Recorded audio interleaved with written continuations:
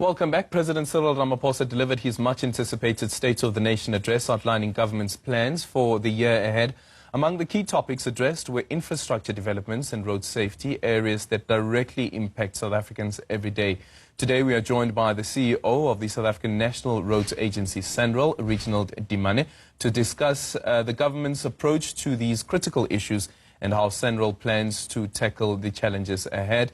A very good morning to you, Reginald. Thank you so much for making time for us this morning. Let's start off with your overall reaction to what the President said during his State of the Nation address. Was at large, our reaction as SANRAL, we're quite impressed by the President's focus on economy.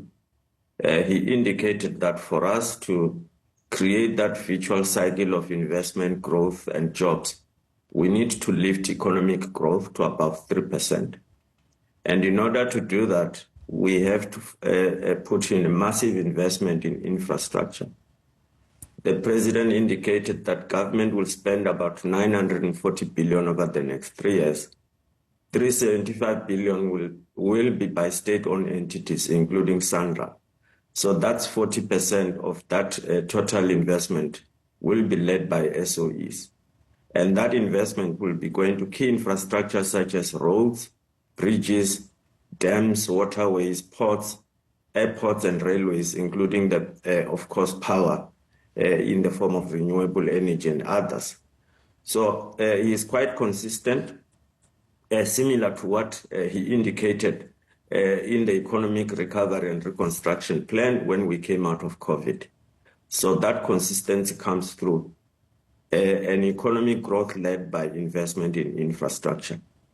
Of course, he also announced that the medium-term development plan has been adopted by the Government of National Unity. So that's the 5-year plan with key strategic priorities being you want to really drive inclusive economic growth that creates jobs. You also want to reduce poverty and tackling the high cost of living. And lastly, creating that ethical, capable and developmental state. Yeah, and I think important to also attracting the investment that is required for the infrastructure that needs to be built and the infrastructure that is required in the country so that we see all of the cranes going up and we see all the jobs being created, is the fear of, as an example, the so-called construction mafia. And the SANRAL itself has had some run-ins with the construction mafia. The President spoke about building the biggest, what will become the highest a bridge in the country near Lusiki, in the continent rather, near Lusiki. But that construction as well has been impacted by the so-called construction mafia. I didn't hear much emphasis around that. But from your perspective, how do we then deal with that situation? Well, I think the President in his State of the Nation address has to lift very key macro policy issues.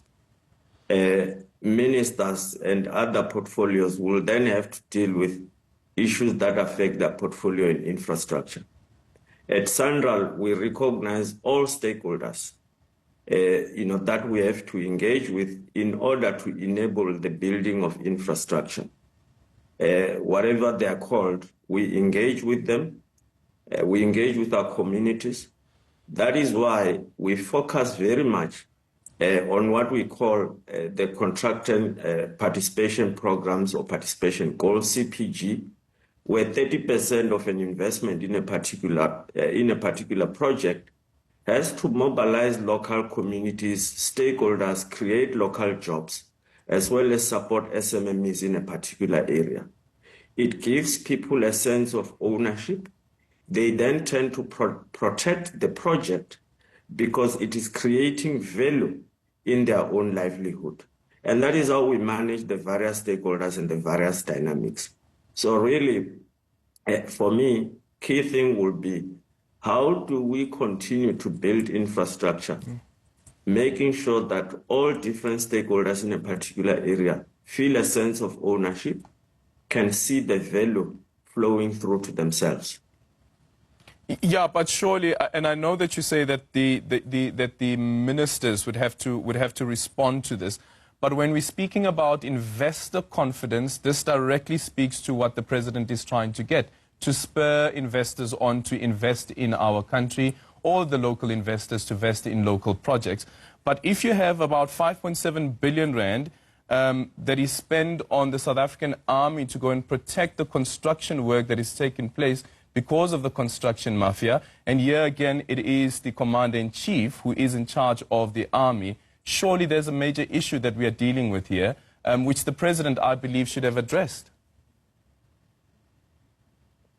Well, I think we can agree to leave that the speechwriters.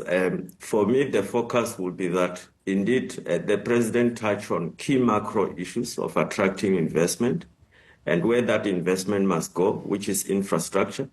Infrastructure tends to then mobilize other investments in any particular areas.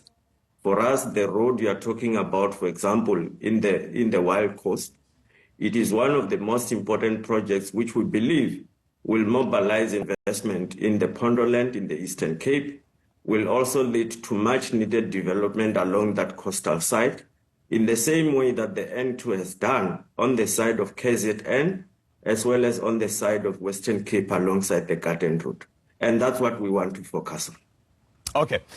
The president also then speaks about getting the private sector, and we know that this has been an idea that has been mooted, waiting for it to finally materialize, and that is the private sector using our rail network as well, which would then mean that you would find more of what is now currently on the roads with the trucks and the impact that it's having on our roads being moved onto the rail.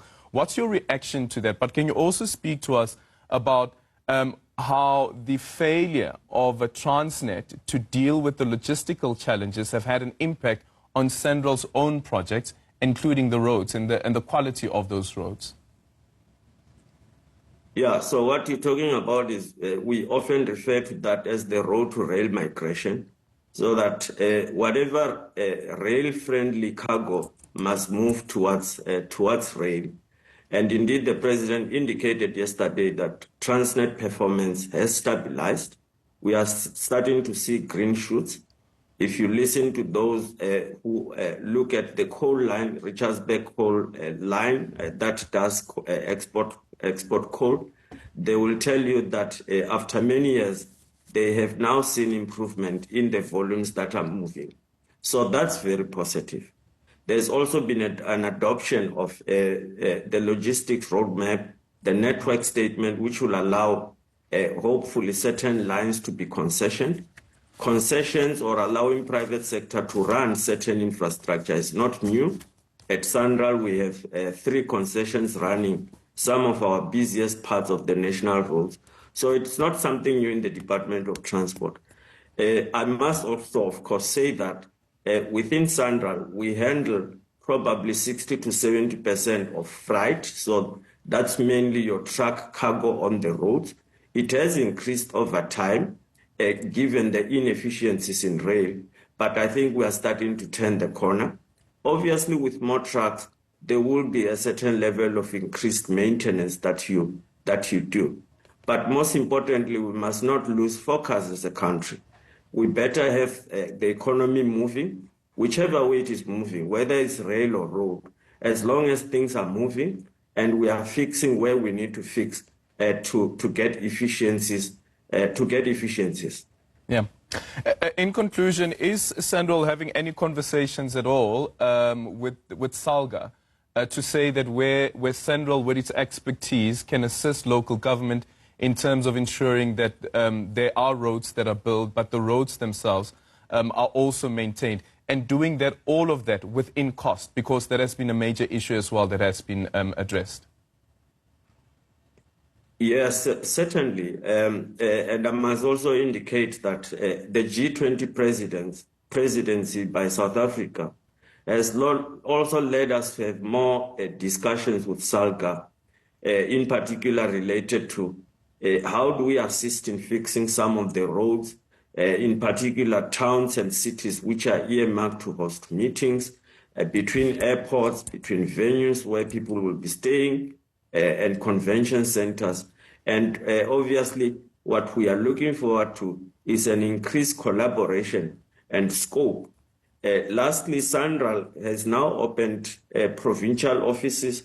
We are busy identifying locations where those offices will be in various provinces, such that we'll have provincial representation.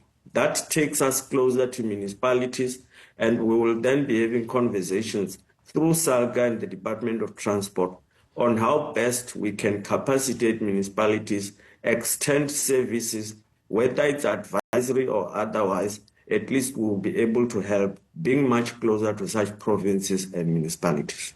Yeah, and I wonder what your previous experience is around this, Reginald, considering, again, that you have more and more, even from a provincial level at least, provinces rather saying that let's issue the contract to SANRAL, and SANRAL will then deal with the subcontracting.